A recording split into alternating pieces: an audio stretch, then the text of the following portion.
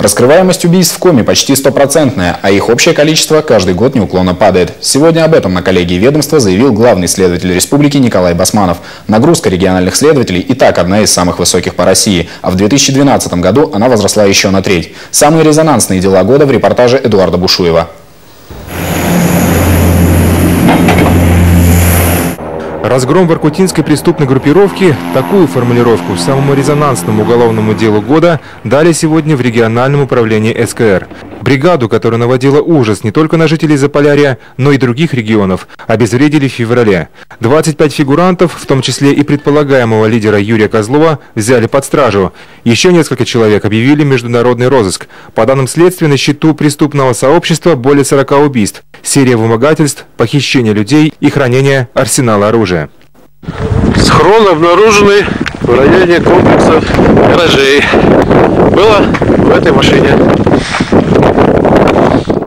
По словам Николая Басманова, все жители города знали, что в доме быта располагалась штаб-квартира этой группировки. Но неоднократные попытки силовиков привлечь ее членов к уголовной ответственности заканчивались неудачно. Несколько лет назад 3 из них арестовали по подозрению в убийстве, а затем отпустили за отсутствием улик. Члены ОПГ не жалели денег на услуги дорогих адвокатов, приобретение технических средств безопасности и, возможно, поощрение за покровительство нужных людей в погонах. Силовики Коми, получив бесценный опыт при расследовании большого дела о логиновской группировке, учли прежний негативный опыт и на этот раз сработали более эффективно. Оперативная работа наблюдалась, просто иногда наступает время X, когда все совпадает в одной точке и надо действовать оперативно. Иначе можно остаться ни с чем. Журналисты задавали вопросы и по другой теме, вызвавшей особое внимание федеральных СМИ – дело Сергея Саенко. Отец убитого студента остался недоволен правосудием. Вместе с 3 сообщниками похитил одного из осужденных хулиганов, Константина Котова, вывез в лес и допросил с пристрастием. Молодой человек рассказал ему о роли в этой истории друга погибшего, Ильи Семичастного. Семичастный сообщил им, каким образом они пойдут, по какой дороге. Но они планировали, что у моего сына будет с собой порядка 20 тысяч, они ожидали, да? Они окружили, знаете, как вот волчата. Николай Басманов отметил, все сопереживали семья Саенков после трагической гибели их сына. Версия о причастности Ильи Семичастного проверялась еще в ходе следствия по первому делу и не нашла своего подтверждения. Поэтому методы отца студента оправданы быть не могут. Это преступление. Когда захватят заложников, к дереву связанного поставят, тут человек во чем угодно признается.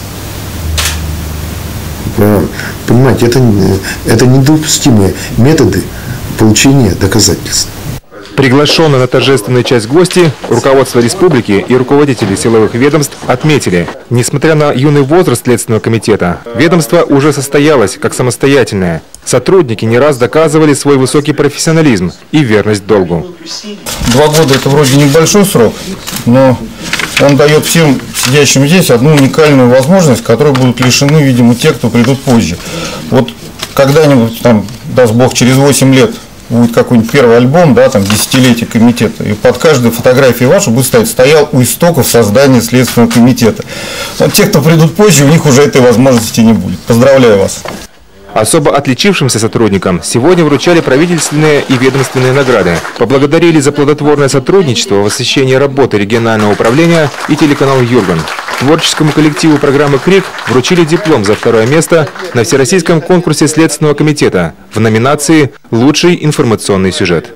Эдуард Бушуев, Олег Костромин, телеканал «Юрган», Сыктывкар.